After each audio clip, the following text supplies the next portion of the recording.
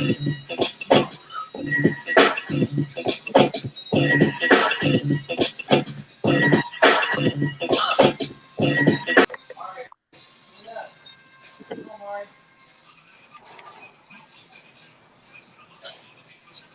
we go. Here we go.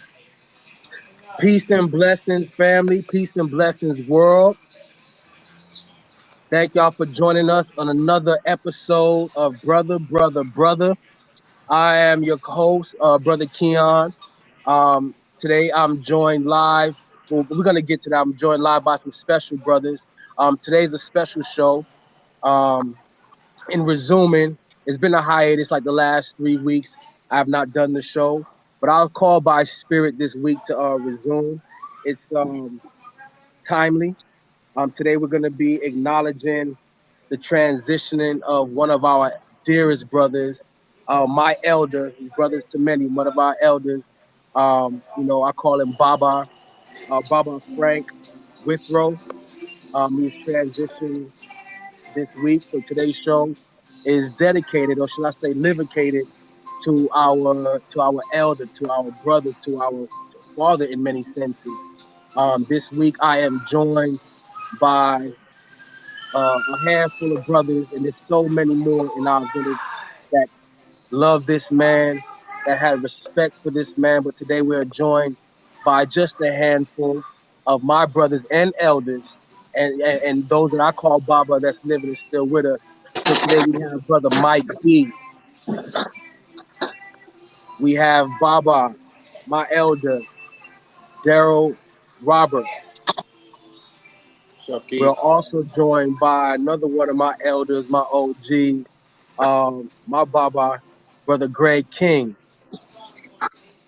And also we have another good brother of mine, and on so many levels, we have Brother Henson, McGilla, in more ways than one. Fever is in the funk house.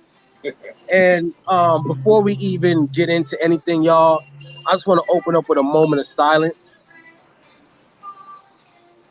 just to pay tribute, respect, just to reflect.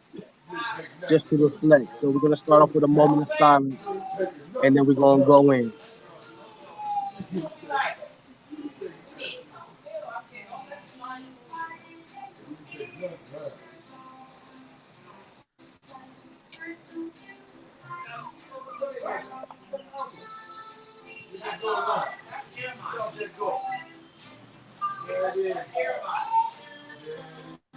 And in tradition of holding space, in tradition of ceremony, I want to ask the eldest, that'll be, I'm not sure who's older here, uh, but can I get permission? Can I get permission from an elder to begin? Yes, you may. Thank you, thank you, thank you. Welcome, y'all. How y'all feeling? Good, brother. Thanks for having us on, man. Absolute. I always like to open up with a wellness check. You know, your mental, your physical. So let's just run down the line real fast. How's everybody doing individually? Where are you mentally, spiritually, emotionally? How are we holding up? Anybody? I'm good, man. So I don't know if It's real anybody else good. getting it, but on my end, this Baba King, you're kind of picking up on my end. Is anybody else getting that? No, it's Yeah. pretty good, Greg. It might be your headphones. Okay. All right. For me, fellas, I'm doing well. Our formal summer's coming to a close. Getting ready to kick it into gear at the center around the school year program. We are just available for where we need it. Stay busy and supported by my wife and partner, Tina Roberts. So as I always tell folks, he seems to be happy. He seems to be smiling. So I guess I'm doing well. That's kind of how I roll. Yeah. Yeah, I'm doing well, all things considered. Physically, I'm in good health. Blessed for that. Considering what's going on around us and in the world around us, and so is my family, my loved ones. Blessed to be able to continue to still do what I love to do for a living. And like Mr. Roberts said, wrapping up summer stuff and preparing for what we're going to be doing in the school year. So yeah, I'm doing well. I'm doing well. Yeah, I'm doing well too. Blessed. My family is healthy and well. My core people that we do the work with are all healthy and well, in mind, body, and spirit. Um, and then just trying to have a firm understanding that in these moments, all these things happen for a reason. That our soldiers out here are needed on both sides, the ones that transcend on and the ones that stay here in the physical realm. And just having an understanding of that so that the pain doesn't affect as much, and understanding the purpose of that. So definitely not sad today, feeling strong because of, legacy, the good people that continue to put on the good fight, and the hope, right? The hope for what's to come. Legacy and hope.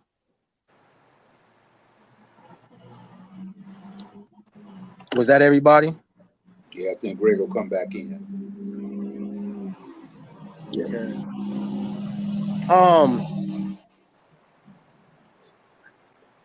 Frank Isms. We know the man was right? And should I say is, right? Because I don't like to speak in when we understand the process of transitioning spirit, we understand that things are, right? So I don't even want to speak of Baba in the past tense. The man is an artist, a teaching artist, a MC, and this is just speaking to his qualities, right? He's an MC, a poet, and he had a lot of isms, right? He had a lot of isms. One of the main isms that I remember him in the earliest is I'll go first. So if any of you guys can recall any of you knew him in this capacity,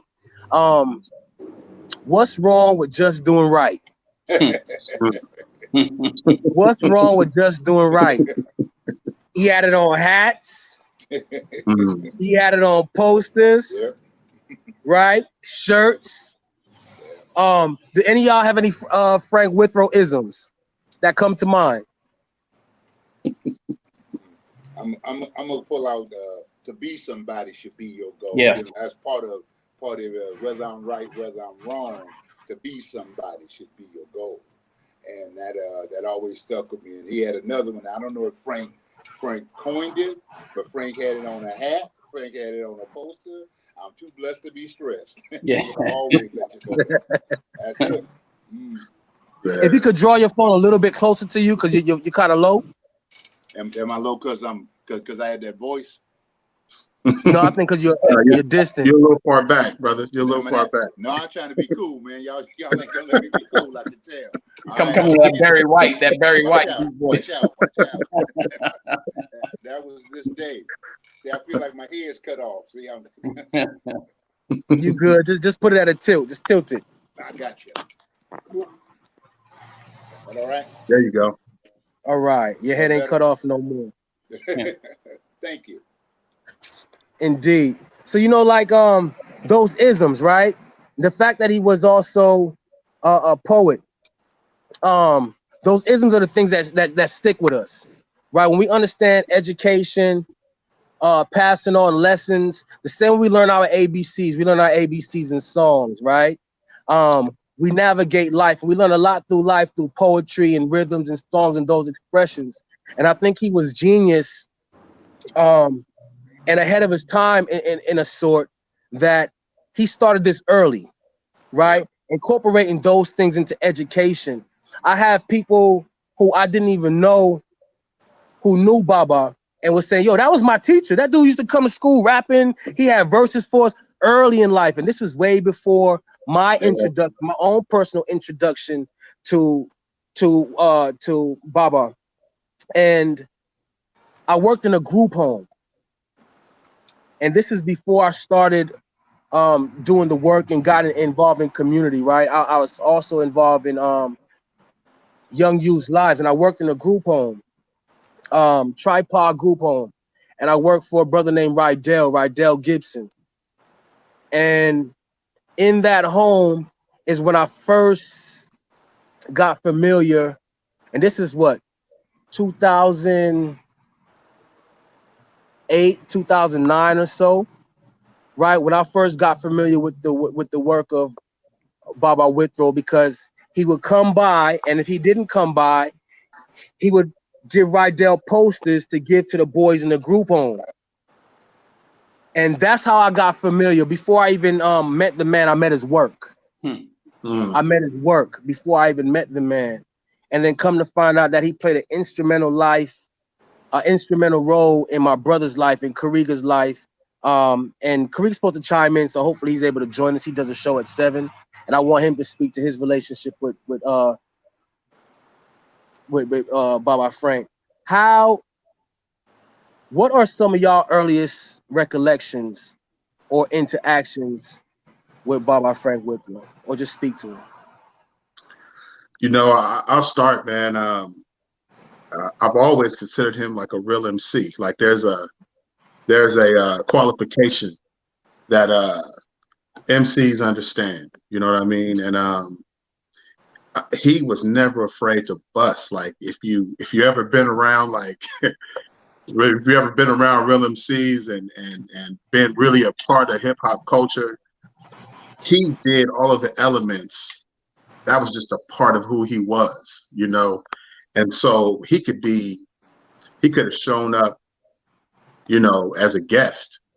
But if they asked him to get on the mic and bless it, he was gonna come with something. He was gonna come off the head, or he had something that he was already in his arsenal. And that's just the mark of a real MC.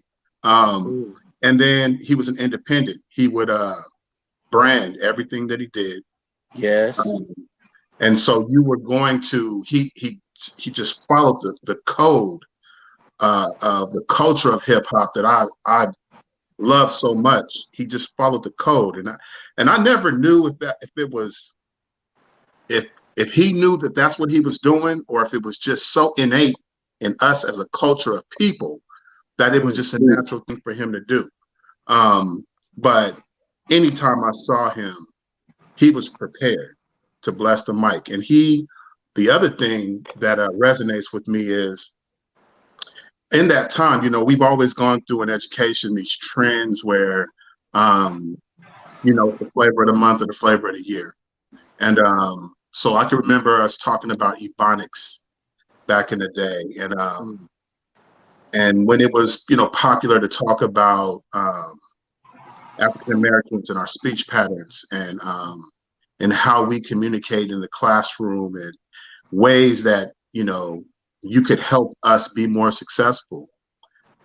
He was one of those people that spoke directly to Black children. And it can be tricky sometimes because they will try to paint the picture that when you speak on behalf of Black children, that you're somehow alienating other children. And they will try to make it seem like you're one-sided, or that you don't care about anybody but Black children. And as a result of that, we often compromise our opportunity to really speak to the needs of our kids, especially in the classroom and in schools. And he is one of the first brothers that he was uncompromising in that. He was not afraid to talk about Black children in particular, and to talk about ways to engage Black children in particular, so that we could close the achievement gap, so that we could find success in education, so that we could find ourselves in curriculum and instruction and in leadership and things like that. And that always resonated with me about him. I wasn't personally close to him in that way, but I was definitely closely connected to his work from the time I entered in education. And that's what I was looking for as a young educator. I was looking for who's thinking like me, like who wants to find a way to take this rich culture and this way that we are as a people and impart that to our kids so that they understand. You may not see yourself in the books or in the curriculum, but you can hear yourself when you get the fundamental skills that it takes to communicate out what's in your heart and your passion. He represented that to me, man. And I saw that in him at a very young age as a young educator, and it helped me with all the decisions that I've made in my personal life and in my professional life. I've been able to do these things without fear because what do they say? He walks so I could run at what I'm doing. And I've always appreciated that. I think everything you hit on was very important and it was key and it was precise. I work with Sacramento Area Youth Speaks in education and literary arts, right? And poetry. And we have a position we call PME, Poet Mentor Educator. And, he was the blueprint for that, a poet, mentor, educator. And everything you said just now just kind of highlighted that and put him in that bracket for me. Everything you said was key and very important, man. And that's right. Brother Roberts, Brother Baba, your earliest interactions or some of your earliest memories. I met Frank socially first. I met him, I just come to Sacramento, so that was in probably about 85 when we first met. That'd be 1985. And he and I, just were in the social circles where I would see him. He was a very cool and dapper brother, very approachable, which was unusual when I first came to Sacramento because, people from Sac have a tendency to be standoffish from other people. That's just, especially how it was in those days. Frank wasn't that way with me. I don't know why, but because of that, I think we remained at a closeness. About 5 years later, the first part of the early 90s, probably starting in 1991, I hooked up with Frank because I was doing Sacramento Urban Leagues. I was their program director in those days. And my boss gave me an okay to try something different. And I tried a speakers bureau. And that speakers bureau was designed to connect with young people. We would go, first place I always remember we went to was Burbank. But we went to McClatchy, Burbank, Grant, Sac High, talking to the young people. And I always had speakers with me, and I wasn't sure who would connect with the kids as narrators. But the one person who did, no matter where we went, no matter who it was Frank Withrow. Even had his wife, future wife, at that point, just a lady he met. So I would try to get credit for having introduced him to Karen, in them days, Karen Massey, as a reporter. But Karen, Frank, Mel Lasseguy, and a number of other Sacramentans in those days who were visible people I would grab to take to school. And Frank had a way about connecting, as Dara said, with young people that always caught you because one, he would rap. Two, he'd always bring music. He taught me that piece. I didn't have a rap down. All I could do was I always brought music with me, and it was I always had Too Short, and I can tell you a couple of those later on. But he laughed with me because he said, "You figured it out." Yeah, I had to figure out something as a connector with these kids because just a conversation about hard work, dedication, and perseverance. That's just a part of life. The rest of it is connecting with a person and really having an opportunity. Frank did that with me, and that's where I think I had a relationship with him that allowed me to pick up the phone and call him about anything, and we laughed about everything. And that person that you see in that red suit was the dude who occasionally I grabbed a jacket from or I grabbed a sweater from. Still have them in my closet because they were fashionable then and they're fashionable now. But that's how Frank was. Frank, if anybody knew Frank, and it's funny, I told somebody Frank touched tens of thousands. And they kind of looked at me funny when I said that, but you don't realize Frank touched us. And the people we are touching are because of we caught something that he offered us that we now offering them. So in essence, that's that snowflake effect. So he has literally have, kind of infected a bunch of us with that thing called hard work, perseverance. Don't be afraid of who you are. And as Darius said, be unapologetically black. And that's the part for us that was appealing for Frank. He understood that. He helped on a mentoring program. Greg, who's not with us today, Greg King, and Frank came to me and Steve Street and said, "Hey, we need to come up with a mentoring program, for the brothers who are coming in, because we wanted brothers to feel welcome. A lot of new folks have come in Sacramento in the last 10 years who didn't necessarily get connected the way we did 30 years ago. So we started talking about how do we do that? How do we grab them, make them feel welcome? How do we open our hearts and our minds to them and our resources? And that in a lot of ways was Frank to me, somebody who had resources and he offered them to you. Sometimes he charged you, no question. But other times he just offered himself and said, "Hey, this is what I got. Can you use some of this?" And that's what it was. So my relationship with Frank was I always tell people he was a mentor and a friend, because he was somebody I learned from, but also who befriended me in such a way, never made me feel like he had more going on than I did. Mm. Thank you for sharing that. I'm looking in the comments. Sister Brotha says on her very first trip to Ghana on the Cape Coast, they had Mr. Withrow's posters in the schools, and the children knew his poem. Yep. They knew his work, and that's amazing. Yeah. That's amazing. When you get home, and when I say home, you travel thousands and thousands of miles away, and to see the familiarity of that man's work already there. Thank you for joining us, Brother Larry. How you feeling? I'm good, bro. How you doing, man? Give thanks. Thank you for joining us. Brother Mike, Yes, sir. what are some of your earliest memories, or just share with us on your feelings and thoughts on Baba Withrow? Mr. Withrow was my ninth grade typing teacher back when I was a freshman at McClatchy High School. And he was my first and only African American male teacher in my K through 12 experience. You know what I'm saying? And seeing him navigate in that space. One of the things I really remember about him is just, and Mr. Roberts mentioned this, he was unapologetically black at McClatchy High School as an educator. And y'all know what I'm saying, we were the minority, and that was, it was a safe place. His classroom was a safe place for us brothers and sisters, to be. It was a safe haven.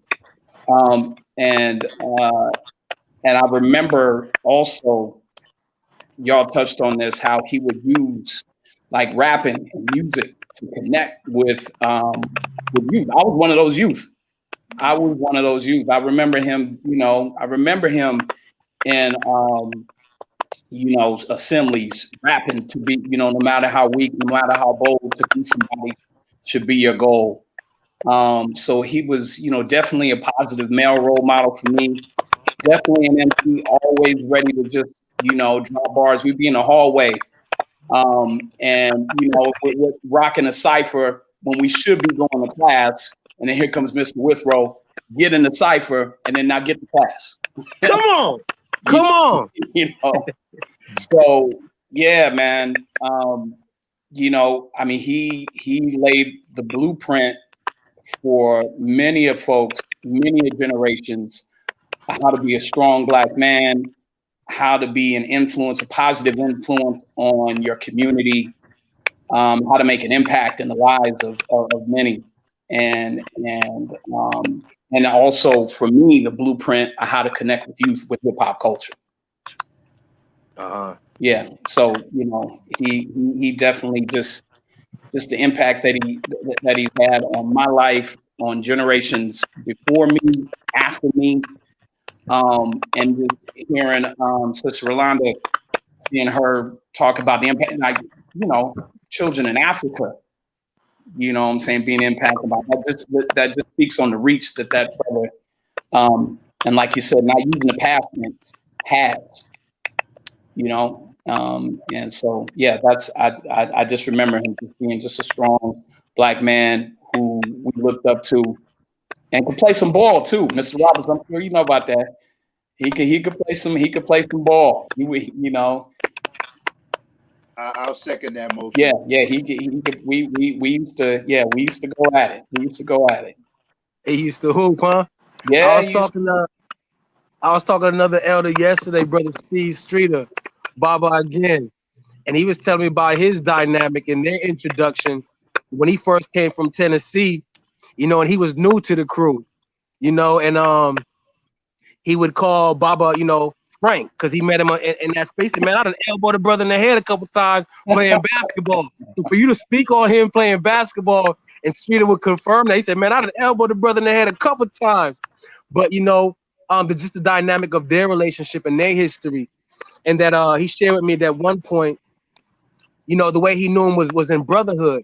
So he would be like, yo, Frank. He said, you talking about Frank? And then Baba King, Brother Greg King, would be like, you talking about Mr. Withrow? And the dynamic that Baba King would look at him more as a father figure. So he didn't call him Frank.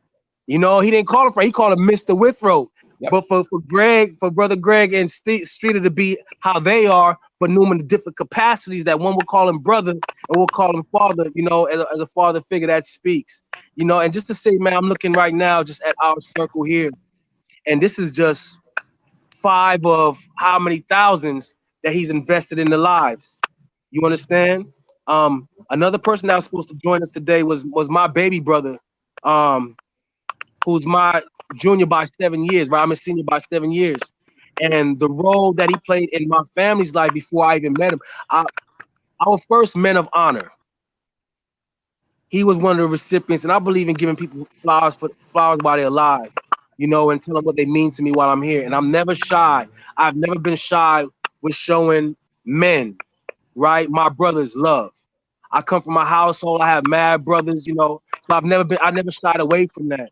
And for him to be one of our first men of honor, we had men of honor, and we've been doing this for so many years now that we've had, we lost some along the way, but just to know that we told him while he was here, and even continuing after that, with the Men of Honor Awards, he's contributed every single year. Bro, I'll call him, Brother Keon, come on by. You know what I mean? I'll call him periodically to check in. But I definitely call him by, sad to say, around that time, for Men of Honor, and he was always contributing. And I said that to say, even when my brother went off to college, my family, we never really had a lot. We was rich in love, but we was never rich in finances or nothing like that. And when it came time for my brother to go off to college, he helped pay his tuition and sent them off to school. You know what I mean? And just speaking to the character and the magnitude of the man, he'll definitely be missed in more ways than one. Brother Larry? Yes, sir. Peace, King. Yes, sir. Yes, sir. What's up, brothers? We good. We just, It's good to see holding everyone. space. It's good to see everyone. But I met Frank when I was in elementary school. It was a rally at Sac City College, and ever since that, he had like a little small influence on my life, And every time you see the brother, it'd be a positive feeling. Then when we became a part of the leaders, Daryl Roberts doing his little thing at his office, at his building there. He would come and be a part of that also, but just gonna be a brother that we're gonna truly miss in the community. Yeah.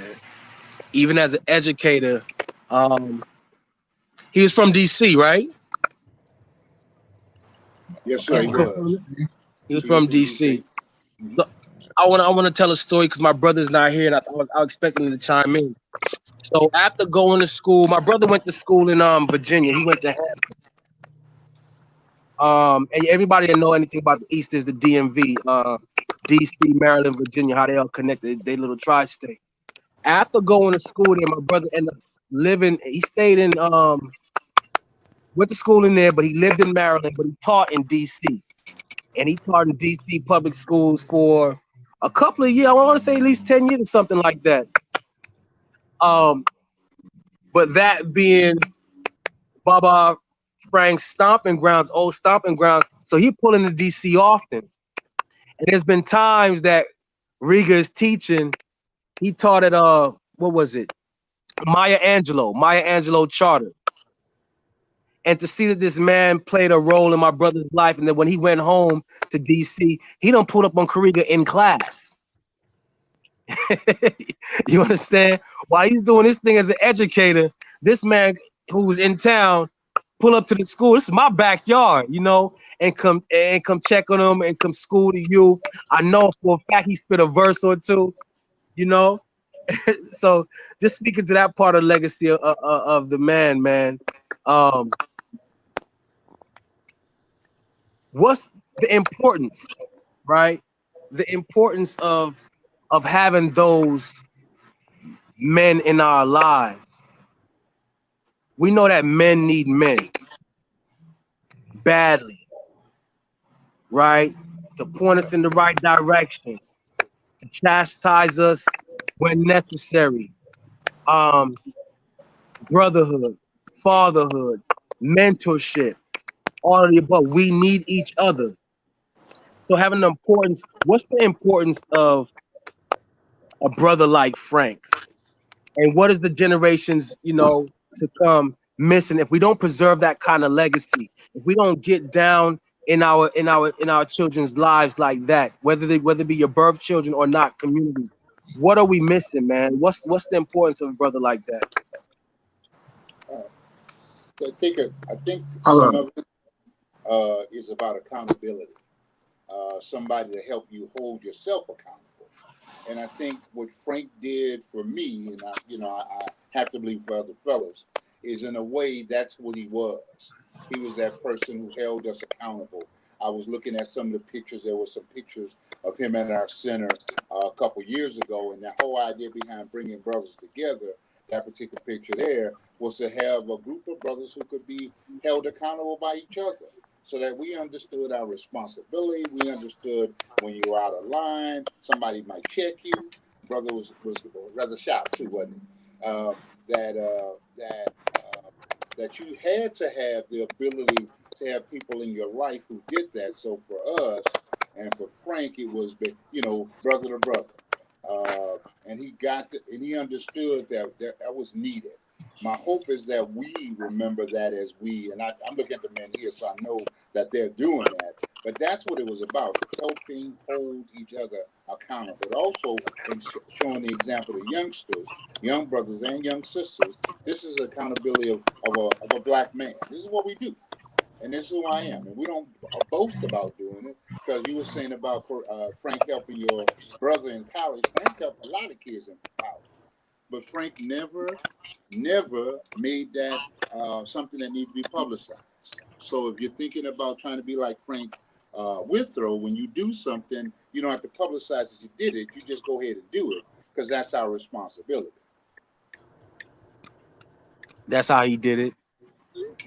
That's how he did it. I also think that we need markers, man.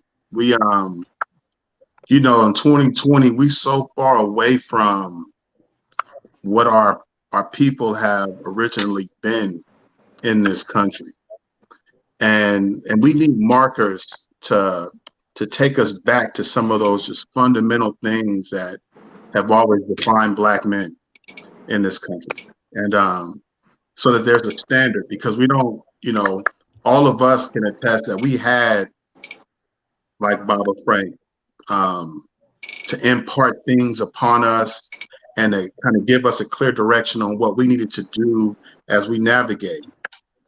They would have us believe that we don't have enough brothers for this generation to impart that same kind of standard and quality to this next generation of young men that are going to come after us.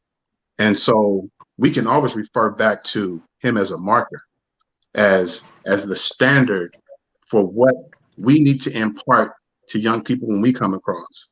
We have to find ways to connect with young Black men the way that he found ways to connect with young Black men in order for us to pay it forward. A huge sacrifice that he made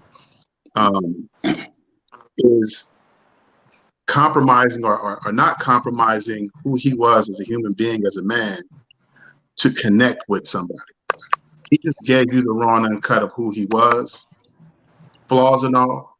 And because it was so authentic, young people could gravitate towards it. And that's a marker that we all can use right now to remain our authentic selves and be the marker so that somebody else can be attracted to who we are as men. And there's so many messages, you know, Keon, you and I, King, we talked about this before. There's so many messages about what the Black man is, or are we showing up or are we not showing up, and the things that we're doing. And there are more Frank Withrows in the world than we give credit. And we need markers like him so that when we come across those brothers, we can immediately connect with them. We can immediately engage. We can immediately build. We can immediately push and power forward through all of this, and not get caught up in the rhetoric and the minutiae. So, for me, the importance of him is he leaves a marker, and I'm finding out today that marker stretches all the way to Africa, brother.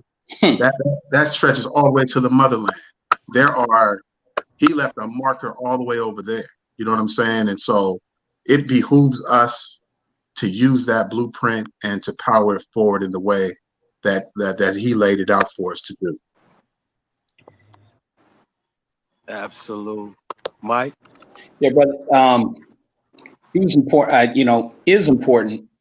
He was present. When I think of him, and especially in my time at McClatchy, when I was in high school, he was present, and he made sure that he was present for you. I remember when I was going into high school, I never knew my father, and the one male figure that came into my life that my mother was about to marry literally passed away that summer right before I started school.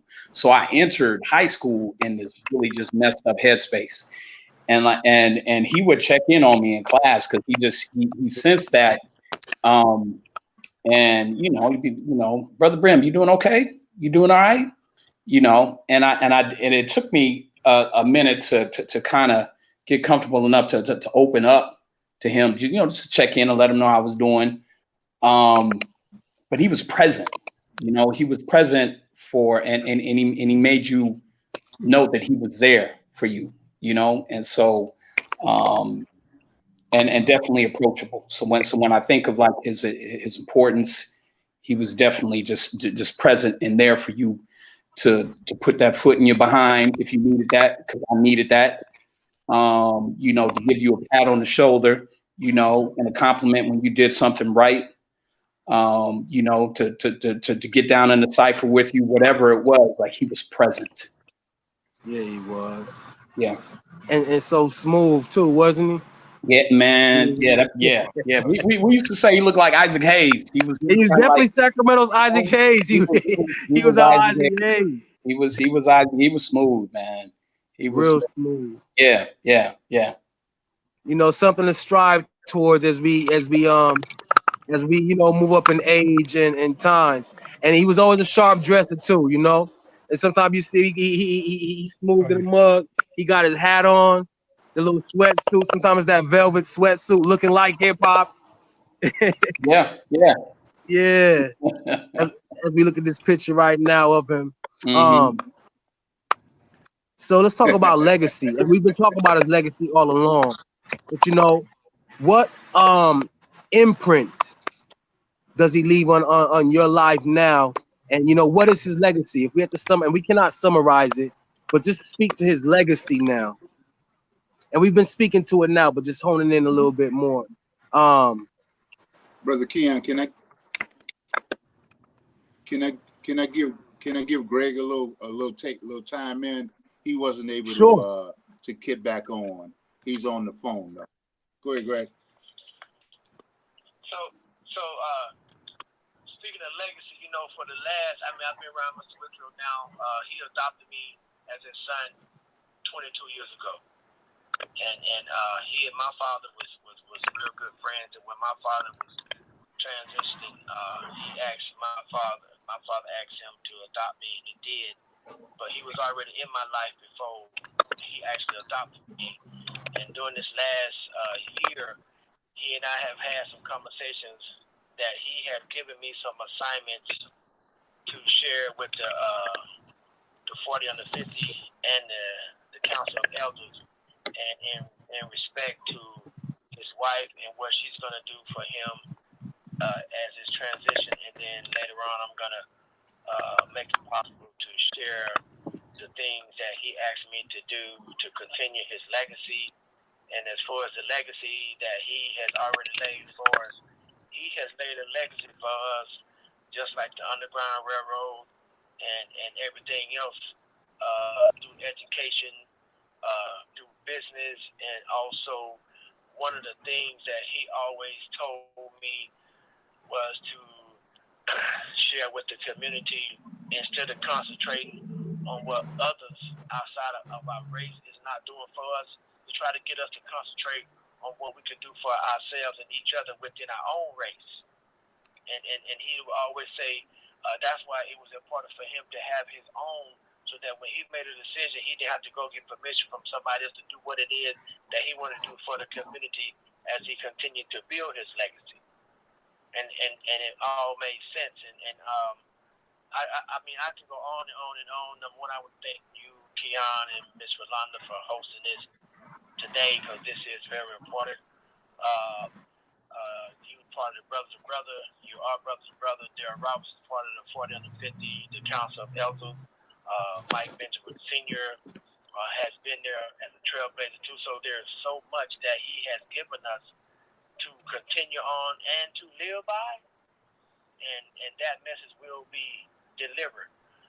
It's just that I just told his wife that I would respect what she's gonna do, and then a couple of weeks afterwards, I will make it possible to put the information out there, whether it's through podcast, whether it's through Zoom, whatever, however we're gonna get it done. But there's something that has to be done, because he didn't ask me to do it; he told me to do it. You know, it wasn't because he's the elder, so he didn't ask me. He told me as the elder, and he explained to me the reason why.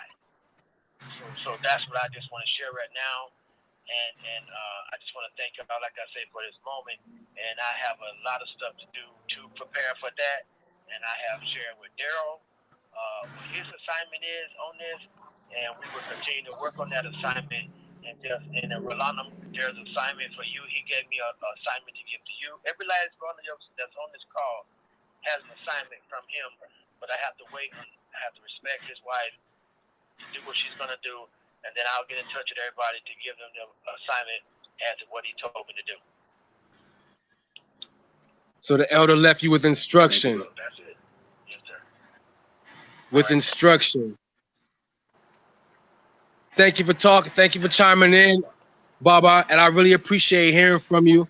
I know what he meant to you. I know the role that he played in your life to an extent, but you shared a lot with me over the passage of time. And, you know, I delight in this one picture that I put up on Facebook, man. I think it was the last time we was all together, myself, yourself, Baba Streeter, and Baba Frank, Baba Withrow, man. And it means a lot to me. We're joined right now by my baby brother, Kariga. Riga, I know you got a show at 7. Thank you for making time. I try to share as much as I could about, but I can't tell your story for you, man. So just chime in a little bit about what Baba Frank Withrow meant to you, how he found you in your life, some of the roles he might have played for you, and so on and so forth. Yeah. First, just honoring the space that speaks of his name with so much abundance and so much liberty. I just want to make honor to the space that was gathered before I came in here. But Baba Withrow and I, man, I I laugh because I had to think about where it started because our relationship changed so much over the years.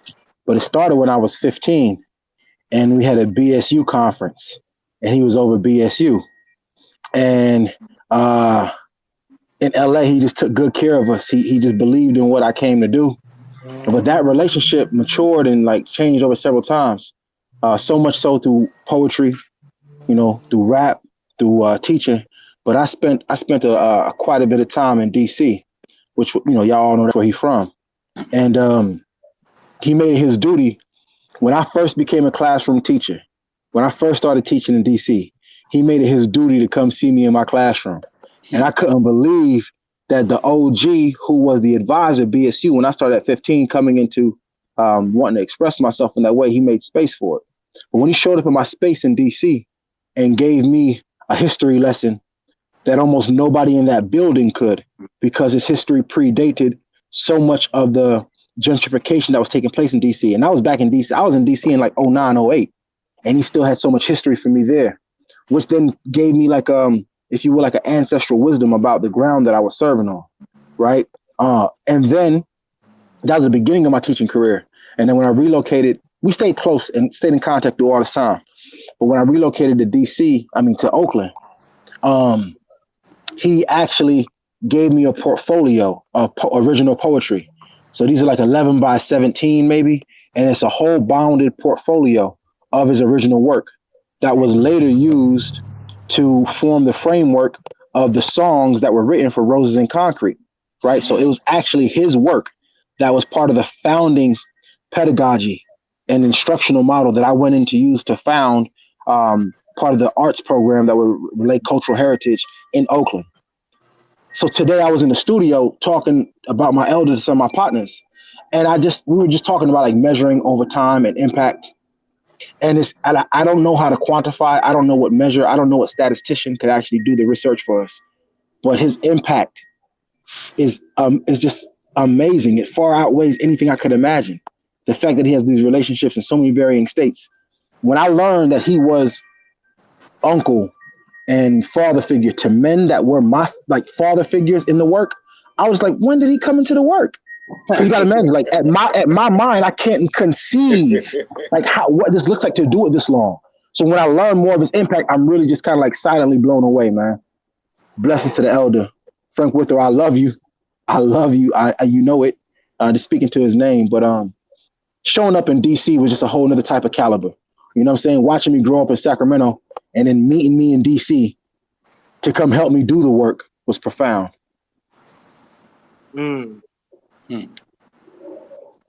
I even mentioned how he help finance you going to school.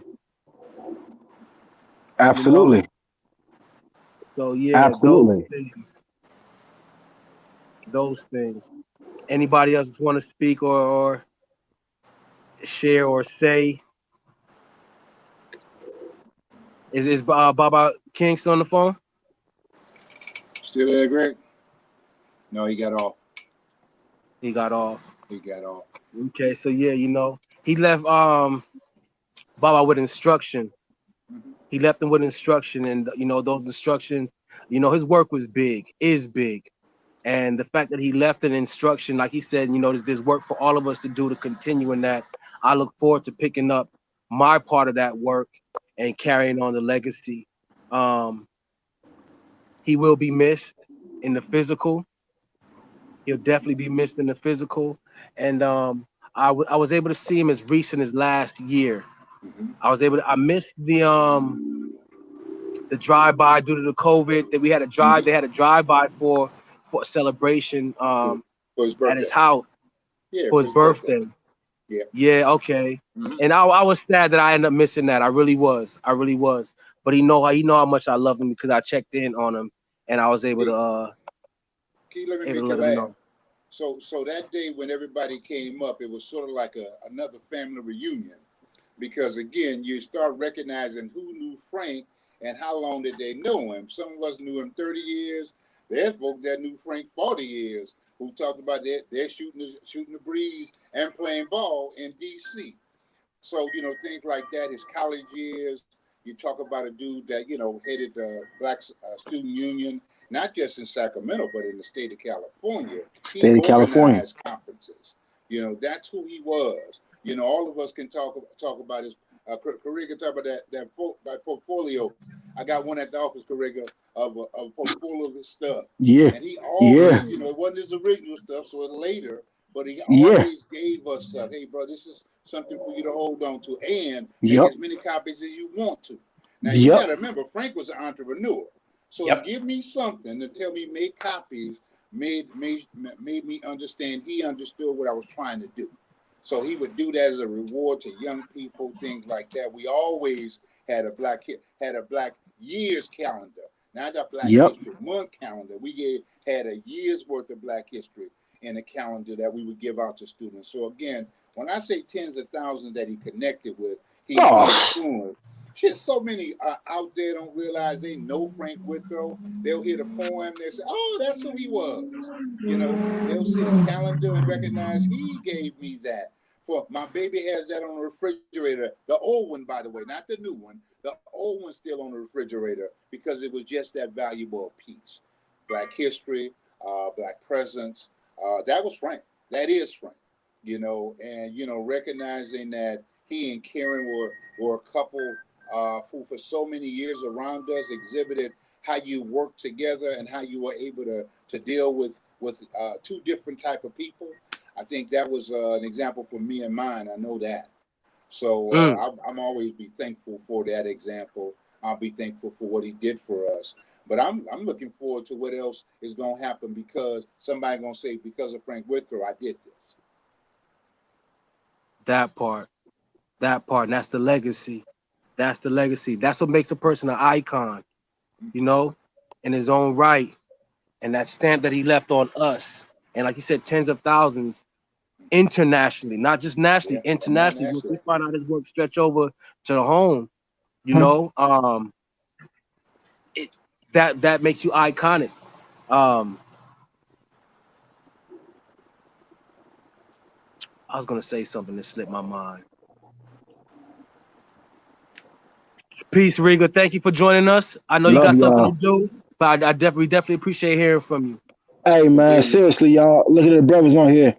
Mr. Roberts, big love, King. You know the Yes, love sir. is there. Yes, Brim, sir. Mad, love y'all, man. This is Appreciate you, beautiful. baby. All right, This is man. Yes. beautiful. Yes, sir. Yes, sir. And I can't believe he was that patient with me as the 15-year-old version of myself, though.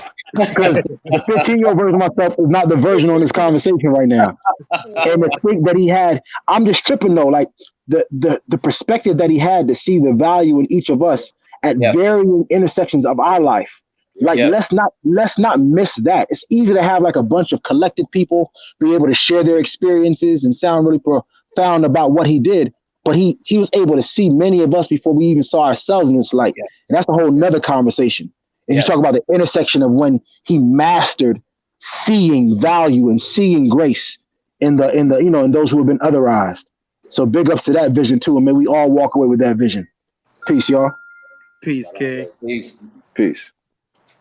And then unapologetically Black. And we know how hard it is to be unapologetic about yourself. You have to be built for that part. Yes. That part you have to be built for, to be unapologetic about who you are, how you are, what your delivery is, what your style is. And he made no apologies about that. Nope. Ebony King, Ebony Queen, those pieces, those isms. Yeah.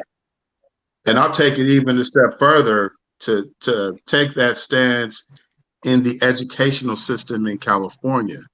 There are so many layers in how we suppress Black culture through education in California. And you don't really see how deep it is until you come out of the school system here and you go to the South or you go to the East Coast. And you realize that people are getting information outside of this state that is not happening in the classrooms. It's not being transferred. Our students aren't being given an opportunity to express themselves in a way that is beneficial to them. Speaking loud, questioning, and being bold. To bring that to the California school system and to maneuver through organizations like BSU in the school system, you always have that person. It's just like what we experience with Black Lives Matter, for instance. Someone's going to jump in and say all lives matter. Or anytime you say something that you're doing something for Black people, there's always that person that's in the background saying, well, what about everybody else? And we are the most deprived in these institutions.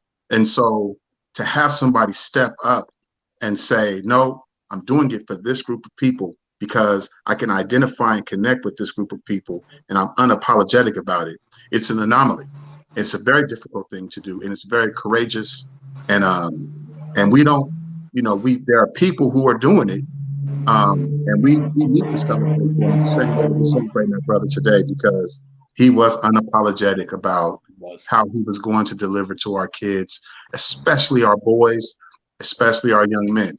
And I know that there are a lot of sisters that can, that will feel the same resonance that we feel, but it's always just an incredible feeling when that connection as men is there, when that innate thing that we don't have to explain is there, and we get a chance to celebrate it for a brother like that. So Absolute. that unapologetic, man. Anytime we can say that about a Black man, that is that's everything to me. It's everything. It is. And like you said, the impact that he had on our lives as men. But there's just as many sisters that can say the same thing. Because even when the post went up on Facebook, I seen this show is brother, brother, brother. So it's a man's conversation. Right. But there's so many sisters out there who feel the exact same way. The exact same way. Rolanda, who's the executive behind the show, he was her high school teacher as well. So just to say that impact that he had on all of us, man. Again, his physical will definitely be missed. His physical will definitely missed, but his spirit lives on. And to be unapologetic in the space and time that he was, right? Right now it's 2020, it's the future, it's Black talk everywhere, it's pro-Black everybody, everything all around. Like you said, in the school systems in California, during those times, he was chartering ground. Yeah. He was chartering ground. Brother Mike, you said he was your first Black male school teacher, K through 12. Yes. And you had to get to 9th grade. And then throughout 9th grade, all the way to through your senior year, that was still the only. Yes. Come on. And he was a voice for us. He was a voice, for the young brothers and sisters that were on that campus. Like, if we had a problem, we felt like we weren't being heard, we know we could go to him. Because there weren't too many. I can count on one hand how many Black men educators were on that campus. And so that was, he helped us feel welcomed in a space where we weren't always welcomed, weren't always made to feel welcome. And we definitely felt like we had a voice and an advocate in him. I think about Frank as somebody. Can y'all hear me? I also think about Frank as somebody who. My phone was interrupted, so I'm missing. Y'all keep it going. I gotta get out and get back in because I can't hear. All right. I often remember Frank was also the one who made space available, not just for students, but for outsiders.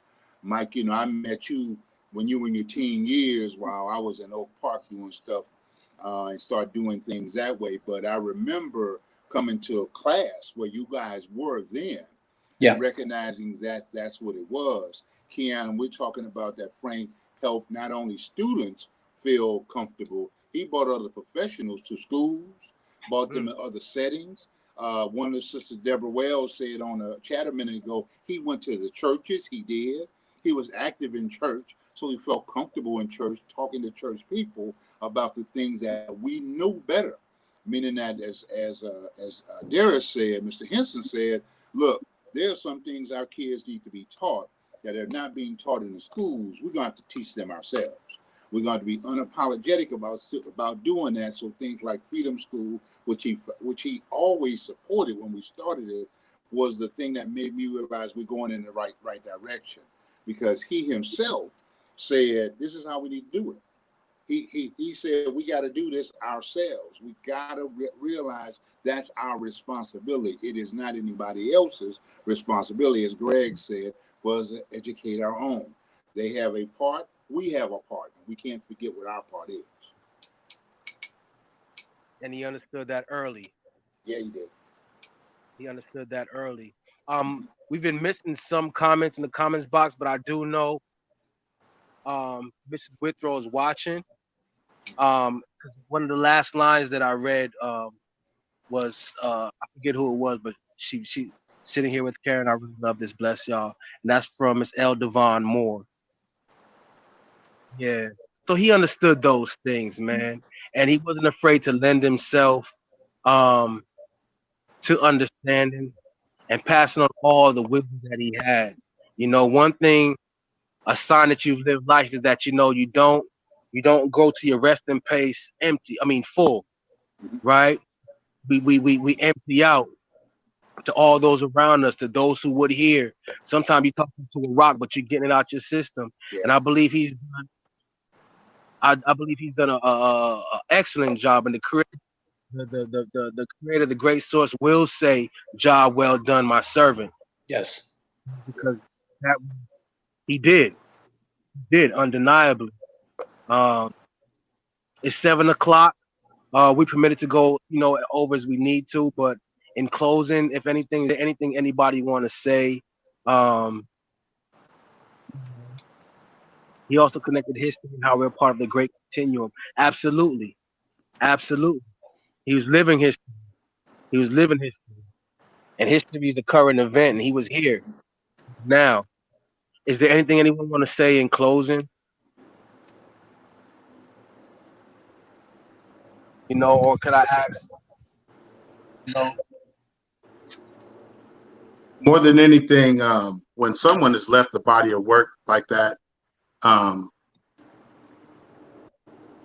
just always want us to be reminded that it's just transcendence, that he's sitting here with us right now, that enough work was done in his lifetime for us to carry on and for us to have memories and for us to have blueprints to go on for centuries. And so we never lose. We never lose as we get closer to these concepts that our ancestors brought to this country.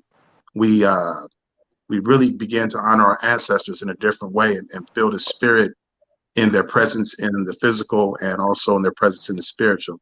And I just always want to make sure that we put that out there so that we understand that he's not gone anywhere, that presence is all around us and it's always going to be a part of us. And I just always want to make sure that I say that for the ancestors, because we know that they're always with us. Yes, sir. When I think some of the things that come to my mind is responsibility. I think as men, we definitely have a responsibility to continue on the work that we are doing now. From the path that and using the path that he laid as an example, so that the work that he did and the lives that he impacted were not in vain, because he did that for us. He did that for us. Like, here, young brother, here's how it's done. So I feel definitely like I have a responsibility to continue on that work. To that end, it's sort of like for me, I met Frank, I observed Mr. Withrow, and I became fortunate enough to know who Frank Withrow was as a man. And as I walk this walk, I'm always hoping that people remember me as Daryl, You might observe me as Mr. Roberts. You remember, Daryl Roberts was a man. And whatever I leave behind, I hope it can. I know it won't touch the way that Frank did because his reach was such. But I at least hope that I emulate some of those things that he talked about, that he did, and that what he was about. So as Darius said, his spirit is with us. So with that, I'll keep pushing, and to try to be just like Frank Withrow. And I pray that my life work is a gift, that I can only, be a portion of the gift that he was and that he did. Um, Literally, because every time you saw him too, he had a gift for you. He had something. Yeah. He always imparted something with you, whether it was something physical, whether it was a good word, whatever it was. He left. So he always imparted a part of himself, and I wear that with honor. I keep those with honor. In closing,